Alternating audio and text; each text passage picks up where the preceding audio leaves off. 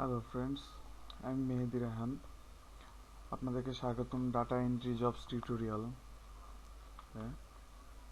আজ আমি আপনাদেরকে এই টিউটোরিয়ালের মাধ্যমে দেখাবো ডাটা এন্ট্রি করতে গেলে আমাদের কি কি প্রয়োজন। চলুন।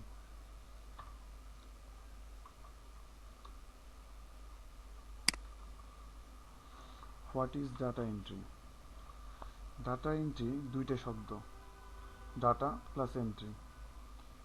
এখানে ডাটা অর্থ তথ্য ও উপাত্ত, এন্ট্রি অর্থ প্রবেশ। অর্থাৎ কোনো একটি তথ্য সংরক্ষণাগারে তথ্য উপাত্ত প্রবেশ করানোকে বলা হয় ডাটা এন্ট্রি। এটি হতে পারে অনলাইন বা অফলাইন যে কোনোভাবে। উদাহরণ ধরুন, অনলাইন শপিং স্টোরে পণ্যের তথ্য সংগ্রহণ করা বা প্রবেশ করানো, অথবা স্ক্যান করা ফাইল থেকে তথ্য নির্দিষ্ট একটি সফটওয়্যারের ফর্মে লিখে দেওয়া।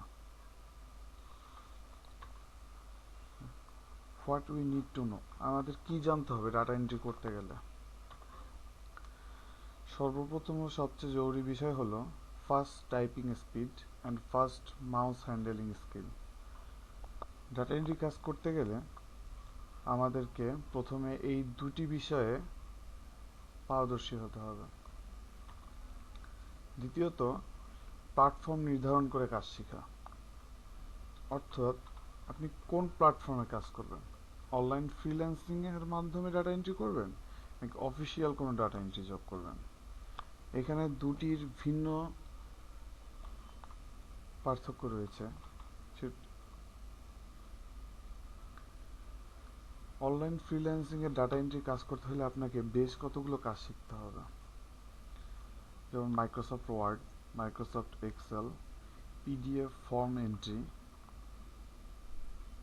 ম্যাগেন্টো, WordPress, Volusion, Drupal, Joomla, OpenCart, BigCommerce, eBay, alibaba.com, Amazon এবং ক্রেইগলিস্ট।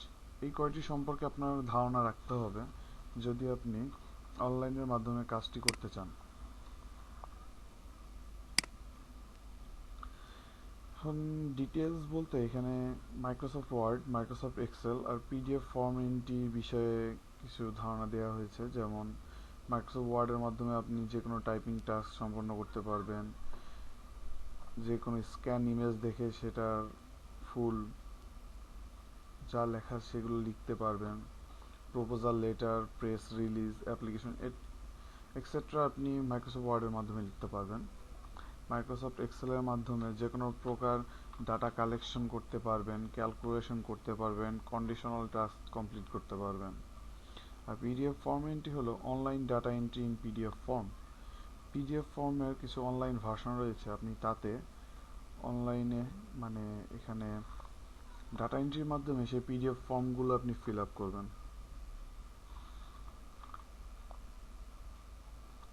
এই ছিল আজকে আমার ডাটা এন্ট্রি সম্বন্ধে সামান্য কিছু ধারণা দেওয়া।